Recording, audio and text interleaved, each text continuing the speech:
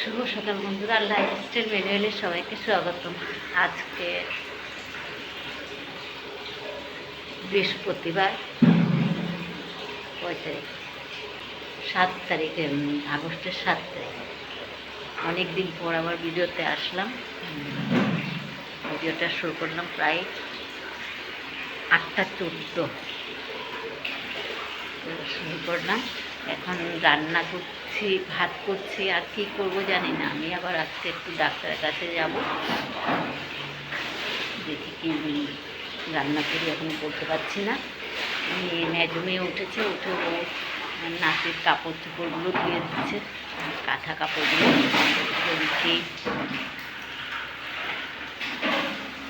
লেংটি কাঁথা নাতির এগুলো ধুয়ে দিচ্ছে এখন।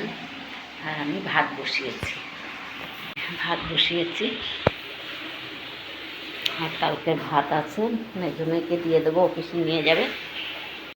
ছোট মেয়ে যাবে না অফিসে, আজকে আমার সাথে যাবে ডাক্তারের কাছে, তাই এত চিন্তা নেই।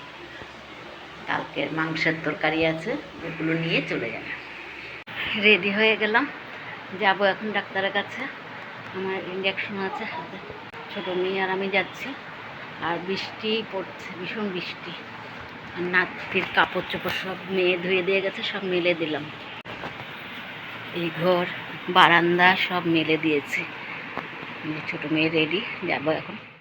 ঘাটে আসলাম, প্রচুর জল, গঙ্গার জল প্রচুর। যাব চন্দননগর যাব, ওই যে লঞ্চে চলে এসছে, জল প্রচুর।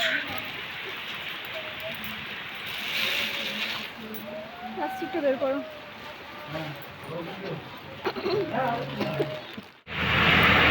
ছেড়ে দিল।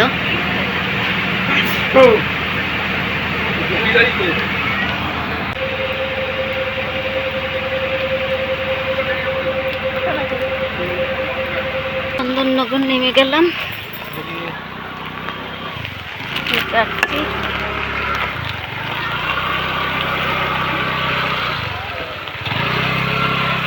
টিকিটটা দিয়ে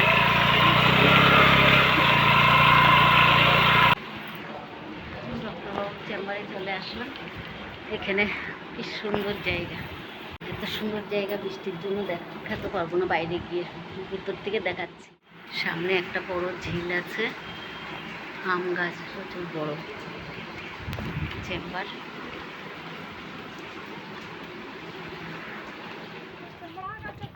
লঞ্চে উঠবো এখন।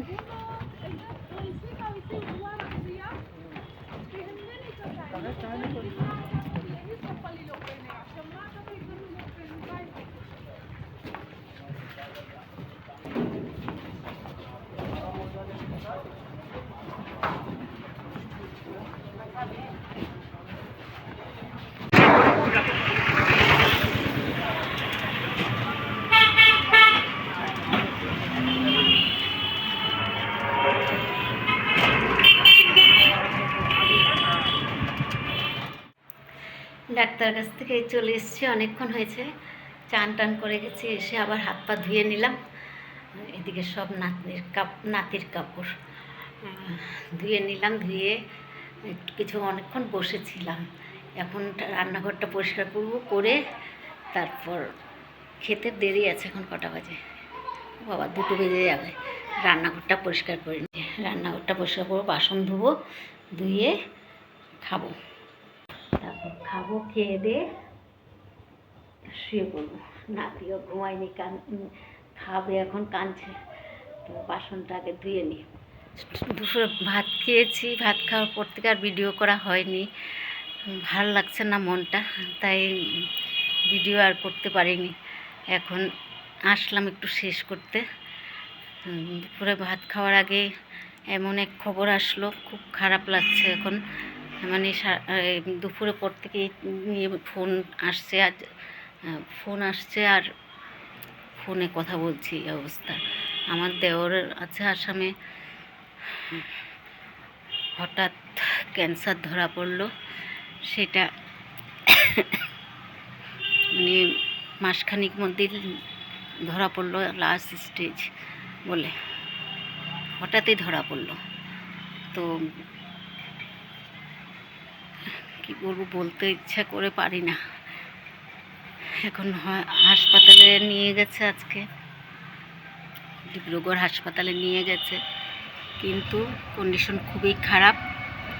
কখন কি হয়ে যাবে কোনো ঠিক ঠিকানা নেই। হাসপাতালে নিয়ে গেছে, আর এত বলছে, ওই একদিনের ভাড়া এমন বলছে যে আর রাখবো, হাসপাতালে রাখার ক্ষমতা নেই। তো কি করবো, আর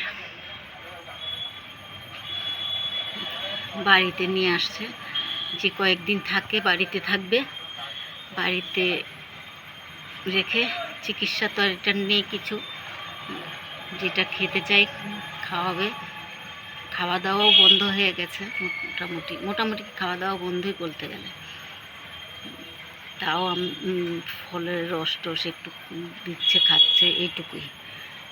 তো এখন ঘরে নিয়ে আসবে, ডিব্রুগড় থেকে তিনসুকিয়া ঘরে নিয়ে আসবে। নিয়ে আসলে পরে বলতে পারবো কি হচ্ছে। এখনও তো বলছে যে ওখানে অ্যাডমিট করে লাভ নেই। লাস্টে বললো যে 4-5 দিন থাকুক আর 10 দিন থাকুক, সেটা এখন বাড়িতেই থাক। বাড়িতে থাকলে তাও বউ আছে, সন্তান নেই, সন্তান হচ্ছে আমার মেয়েরাই ওর।